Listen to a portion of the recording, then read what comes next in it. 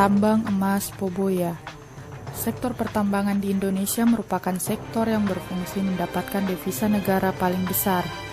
Namun, keberadaan kegiatan atau usaha tambang di Indonesia kini banyak dipersoalkan oleh berbagai kalangan. Namun dalam implementasinya, negara sering dihadapkan pada kondisi dilematis antara pemanfaatan optimal dengan kerugian lingkungan dan sosial. Salah satu wilayah yang mempunyai sumber bahan tambang yang melimpah adalah di daerah Poboya, Sulawesi Tengah. Di daerah ini, bahan tambang yang dijumpai adalah emas. Emas di daerah Poboya ini ditambang secara tambang rakyat dan profesional atau perusahaan. Namun, penambangan emas di daerah Poboya menjadi masalah diakibatkan proses penambangan yang tidak memperdulikan lingkungan. Proses untuk mendapatkan emas yang menggunakan merkuri menjadi hal utama yang mengancam lingkungan dan penambang itu sendiri. Masalah bertambah ketika Kementerian SDM memberikan izin operasi produksi untuk salah satu perusahaan. Banyak yang beranggapan bahwa pemberian izin tersebut akan semakin menambah kerusakan hutan yang sudah terjadi di daerah Poboya akibat penambangan emas ilegal yang dilakukan warga. Walhi, yang merupakan salah satu LSM yang bergerak di bidang lingkungan, melakukan protes terhadap keputusan pemberian izin tersebut. Hal yang mendasari diambil kasus ini untuk dikumpulkan informasi sampai di mana permasalahan pertambangan emas di daerah Poboya, Sulawesi Tengah. Selain dari itu, ditemukannya perusahaan-perusahaan yang dalam kegiatannya melakukan penambangan ilegal dengan masuk ke dalam hutan rakyat, dan hal ini sudah dilaporkan ke Direktorat Penegakan Hukum Kementerian Lingkungan dan Kehutanan.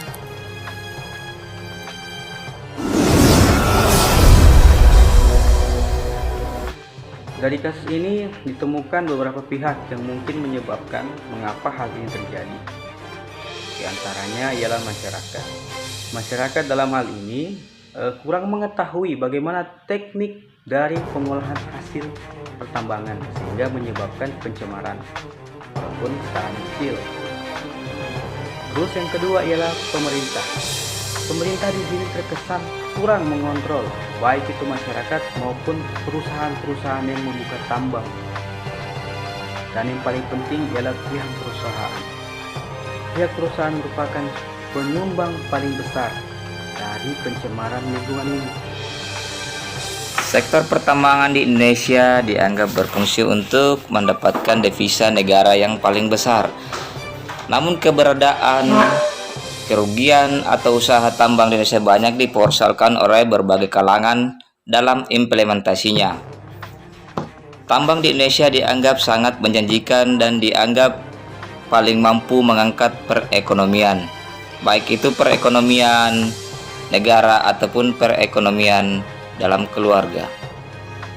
Penggunaan merkuri atau yang sering kita kenal dengan air keras disinyalir menjadi penyebab utama kerusakan lingkungan atau pencemaran lingkungan, di mana pada saat pengolahan bebatuan emas ini yang dicampur dengan merkuri dibuang begitu saja tanpa memperhatikan lingkungan. Diketahui juga pernah terjadi penggunaan merkuri yang begitu banyak, kurang lebih mencapai 2.000 sampai dengan 5.000 kilo. Tentu, hal ini membuat pencemaran lingkungan di sekitar Poboya.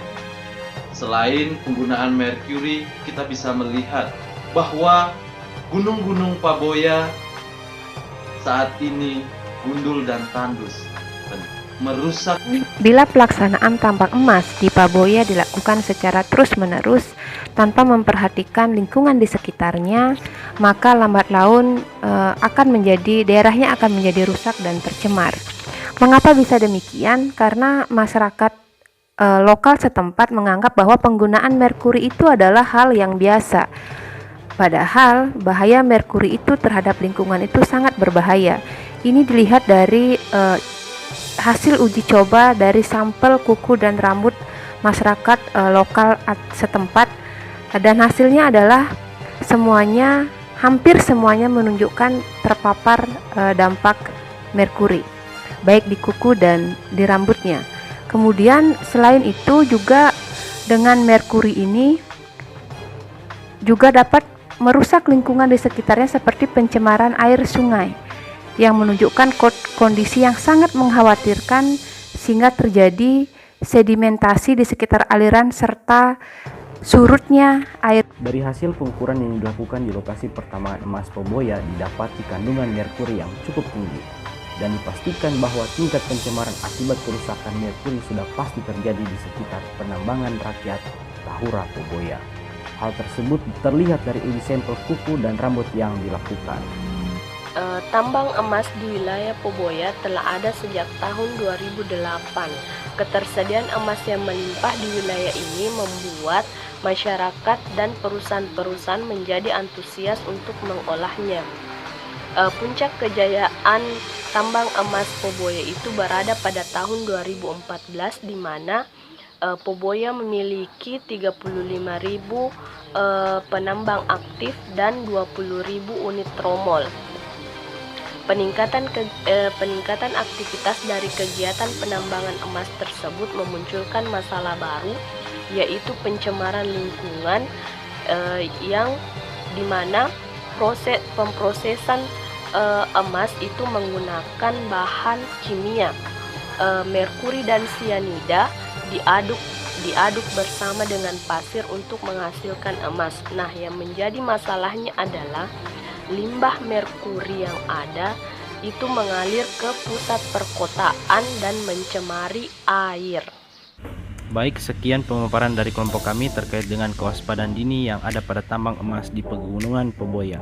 Semoga segala permasalahan yang terdapat pada tambang emas tersebut bisa terselesaikan dengan baik oleh pihak pemerintah, perusahaan maupun masyarakat setempat.